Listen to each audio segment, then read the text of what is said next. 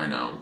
All right, so ones are the aces. Thank you, Laura. It didn't even occur to me that it's missing aces, but then it's still missing the tens. That's why it's only 65 cards instead of 78. But that's okay. So those are my aces. Got it. Thank you. I love this one. This is what we need to be doing. Now, this 4 in the mental realm, I love this. Rest and rejuvenate. Look at us like connecting by ourselves to the ground, centering, going into nature, speaking to the spirits, to ourselves, connecting those sort of dots together. I think that's beautiful. Let's go for a higher card. Okay, here's the 7. Deception and envy. Ooh. And this golden energy around his heart chakra is not very friendly, very mental. But he's kind of giving me fever a little bit. He's a little bit sexy with that mask. He's giving me that eyes wide shut stuff. So let me see here. This would be the 9 of Swords, which would be suffering in silence. That's what John calls it. Now, this is sort of interesting because this is traditionally depicted with a woman in a bed with those 9 swords going across her in the evening, and she's having sort of nightmares. But this to me feels more like a longing, wishing we were somewhere else, and sort of waiting for that to transpire. That could be something that some of you are also feeling right now. So just acknowledging that and moving on. Oh, I love this. I'm just going to share this one. This is the ace of what would be wands, which would be passion ignited.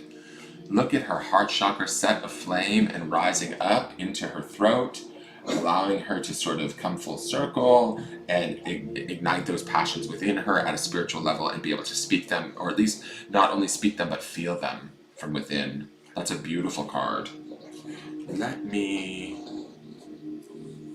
Shut up, Kristen. Oh, eyes wide shut. What a reference. Totally, girl.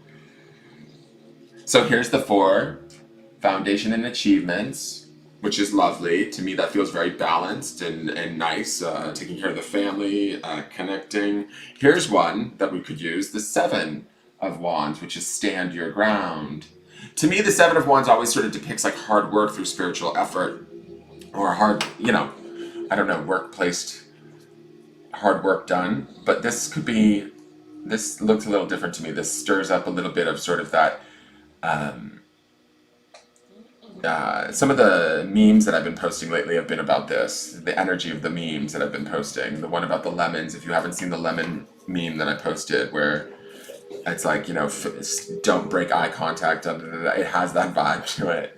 And then I posted one on my personal page today about the devil says you can't weather this storm. And I just whispered back to him, yeah, but I didn't lose my fiddle to a hillbilly in Georgia or something like that. And I just think that's where we kind of need to be, is in that own personal strength of that we can do this right now. And that's what this card represents for me. So, and then I'm just going to show you a couple of the chakra cards. The chakra cards are very interesting. They're just the symbols of the chakras, this will be great because I need to get more familiar with which chakras symbols go where. I've been doing that through my charm box. That's the 2nd chakra. Obviously the 1st is the base, which is the root, right? Which is red. Then we have the 2nd, sacral, which is orange. And then yellow is our solar plexus. And I love that I'm going to get more familiar this month with these symbols. I'm excited about that. This deck will bring that out in me. This is the heart chakra. And I think that what I'm going to do with these chakra cards is if a chakra card comes up, I may pull an extra card in reference to it. I have a feeling like when a chakra card comes up, it's going to tell us, I'm just feeling like the sense is that this month during the forecast, if a chakra card comes up, that we will need to pull one more card for information about that chakra. What is it that we as a collective need to be working on with that chakra, through that chakra, projecting out of that chakra? That's sort of the information that I'm getting, or what I'm feeling right now intuitively, is that when these chakra cards come up, they're not only to focus us to that space in our body and to the energies that exist in that chakra, but I think that we will also be pulling maybe an extra card in reference to the chakra to get further insight as to what does that chakra want us to know. Okay, so we have the throat chakra. I love that color blue. We have the 3rd eye. I'm just going to give them all each equal time. And I love this design of this one, always. This crown, which is like the lotus blooming. So that's the crown chakra.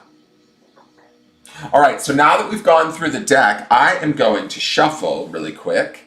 And we'll pull a card for those of you that are watching. This will just be like a little mini reading for the group. For those that are watching, I'm asking Spirit for a card for those that are watching right now. And what do they need to know? Or those that may tune in and watch this video at any point in time in the future. So like I said, the cards are rather thick. They're a little stiff on first shuffle, but that's okay. They will get softer and nice over time. They are smooth, like they slide together nicely. I'm sort of like, I like to feel the energy of the cards as I'm shuffling them. Do they have resistance? Is there a weight to them? Because sometimes I think that a lot of times when you shuffle the cards, that can tell you a lot about what's going on in the reading too. These feel very self-assured, let's say that today. They feel like they're coming together nicely. They feel sort of like ready to go. So I'm glad that this is the winning deck. I think it's going to give us interesting messages throughout the month of April, and we can certainly utilize those messages during this time. So let's see here. What is our message for today? A crown chakra card. All right, so we love that design. So we need to focus on our knowing first and foremost, guys. Crown is located at the top of your, very top of your head. It is sort of your highest spiritual knowledge and how we connect to sort of the higher realms. Now, I don't want you all to go about opening up your crowns right now and freaking out and touching Jesus, right? But I do want you guys to maybe take some time to kind of connect with your crown. I am going to pull an extra card because I just got done saying when the chakra cards come up, we get extra cards. So what I want you guys to focus on today, and today's forecast was really beneficial. It was about finding the smaller successes, finding the things that are working in our lives and focusing on those things to make them sort of the outcome of our day, or the outcome, like our internal feelings being sort of represented in our external successes, however they may show up for us, right? So with this crown chakra today, this speaks to me about sort of knowing and wanting to be in that knowing, wanting to trust and connect to that knowing, which is located in the top of your head, right?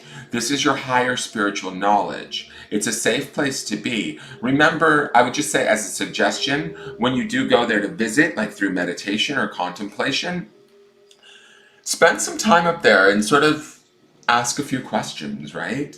You own your space from your crown, right? You have dominion over your energy, your auric field from your crown. You can sort of ask a few questions that you might need some guidance on, and then close that crown down to whatever's appropriate, and then go about your day and let those answers come to you. It may take a moment, right? But when those answers come, be ready to receive them, right? So let's see what's going on. Now, if we get another chakra card, I'm just going to say y'all need to do some yoga or something. But let's see here. What do we need to know in reference to this crown chakra? What does Spirit or the universe want us to know at this time? Where do we focus this crown chakra, this knowing energy, this high spiritual knowledge that all of us contain?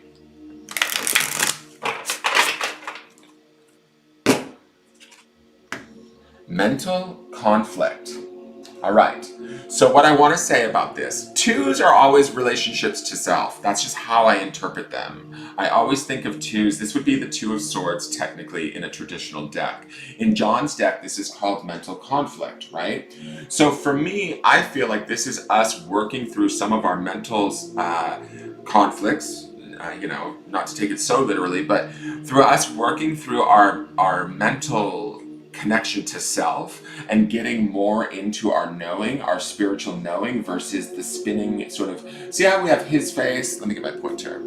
We have his face, and then inside of his head, he has his face, like we're worrying. It's almost like he's worrying too much about himself, compartmentalizing. When we look at these boxes here, his thoughts are kind of going wildly all over the place, and his mental prowess, right? Or our mental prowess. We each have this supercomputer, our brain in our head, that can take us down roads of bliss or down roads of horror, right? Fear and all of that. And so when I look at this and it says mental conflict, I think today is the day where we want to be aware of when those conflicts arise, when we entertain them too much, when we give them too much space in our head, so to speak.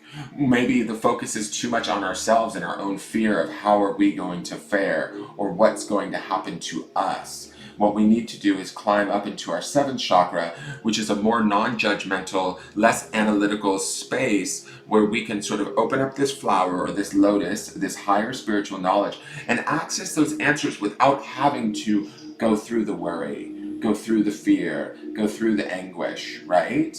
And what I am going to say is where the connection of this two of swords comes in, this connection to self is that through our seventh chakra, we can deepen our connection to self. We can still appreciate our mental capacity. We can appreciate the fact that sometimes our fears do work in our favor or create us to think faster or move in a certain direction to keep ourselves safe. But we don't necessarily have to let that lead our lives at this point. I think some of the shifts and changes right now are about living in this spiritual space of trust.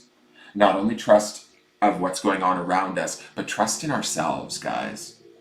Trust in ourselves that we have the capability, the knowledge, and the wisdom to be able to move forward through anything as it comes in the moment. But if we're like worrying, and in mental conflict, it's going to be harder for us, okay? So that is the message for today. Thank you guys for tuning in. I'm excited to use this deck. It will be interesting. It'll definitely be a growth experience for me. I'm going to need to find a deck to pair with this right now, and then I'm going to shoot tomorrow's forecast. Those of you that want to see tomorrow's forecast early, you can go over to my Patreon page at patreon.com and sign up at the lowest level per month, and you can get the forecast a day early.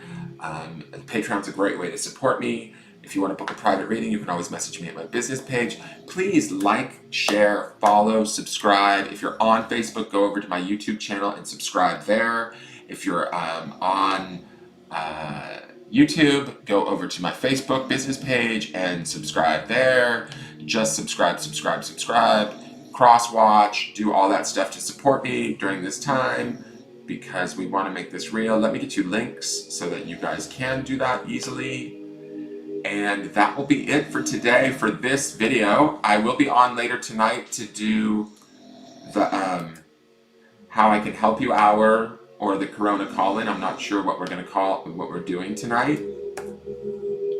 Thank you, Linda. I crack her up. Did that go in? There's the link. You're welcome, Laura. You're welcome, Karen. It's 2:22 where you're at, Mary. So, and Karen, if you purchase them through this video. I will put an Amazon link in there once I finish this video and get it uploaded to YouTube. I will put an Amazon connected link, and if you purchase it through that link in the video description, I will get a small percentage of the sale through the Amazon affiliates program. That's another way to support me. Any of the decks that I use, I try and do unboxing videos so that you guys can see what the decks are about, and then hopefully you go about buying your own deck that interests you. If you do that and you utilize the link that's in the description of the video on YouTube, then I end up getting a small percentage kickback from Amazon from the sale. All right, thank you guys. Have a great day, and I look forward to seeing you guys later tonight. And yeah, Susan, those are my dogs snoring. They're here in the office with me. You guys want to see? Oh wait, let me unplug this.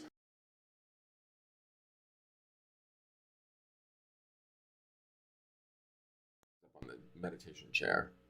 So they all hang out in here. So they become a little bit noisy when they get super chilled. All right, you guys, have a great day, and I will see you later tonight and again tomorrow for the forecast. Thank you for tuning in, and I appreciate each and every one of you. Hang in there, and we're all going to get through this together. All right, bye-bye.